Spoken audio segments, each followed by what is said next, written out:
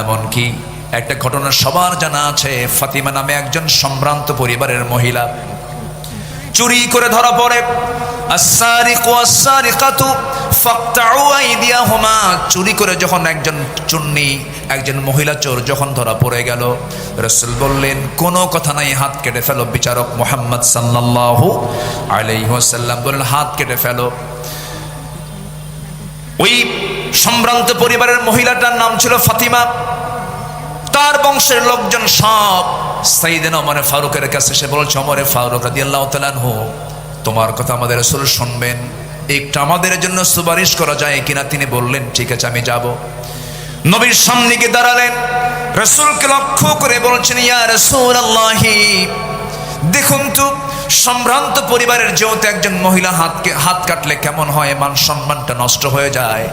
আমার নবীর সেই সময় রক্তিম আকারের চেহারা ধারণ হলো, রাসূলের চেহারা লাল হয়ে গেল এবং তিনি বলে ফেললেন, আল্লাহি লাউ আন্না ফাতিমাতা বিনতে মুহাম্মাদিন সারাকাত লাকাতাতু ইয়াদাহা, আল্লাহর কসম করে বলি, যদি এই মুহূর্তে ওই ফাতিমা না হয়ে যদি বিশ্বনবী মুহাম্মদ বিন আব্দুল্লাহর যদি কলিজার টুকরা মেয়ে ফাতিমা যদি চুরি করে ধরা পড়তো, আমি রাসূল সবার চোখের সামনে এনে আমি রাসূল নিজে আমি আমার মেয়ের হাত কেটে দিতাম।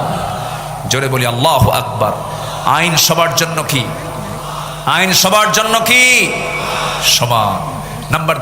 নাম্বার 4 হলো সামাজিক দায়িত্ব এবং দরিদ্রদের সহযোগিতা ছিল আমার রাসূলের, মানে একটি রাষ্ট্রের অন্যতম একটা বৈশিষ্ট্য ছিল। সামাজিক দায়িত্ব এবং দরিদ্রদের সহযোগিতায় তিনি ব্যস্ত থাকতেন, কারণ অফি আমওয়ালিহিম হাক্কুল লিসাইলি ওয়াল মাহরুম। রাসূল এত দান করতেন, তার দানটা এত বেশি ছিল, তিনি বলেছেন আমার কাছে যদি উহুদ পরিমাণ সমান সোনা থাকতো, লাউ কানা লিমিসলু উহুদিন যাহাবান, তাহলে পছন্দ নয় যে তিনি 3 দিন অতিবাহিত হওয়ার পর তার কিছু অংশ আমার কাছে থাকুক, এটা আমি পছন্দ করতাম না। 3 দিনই সব শেষ করে দিতাম। আল্লাহু আকবার।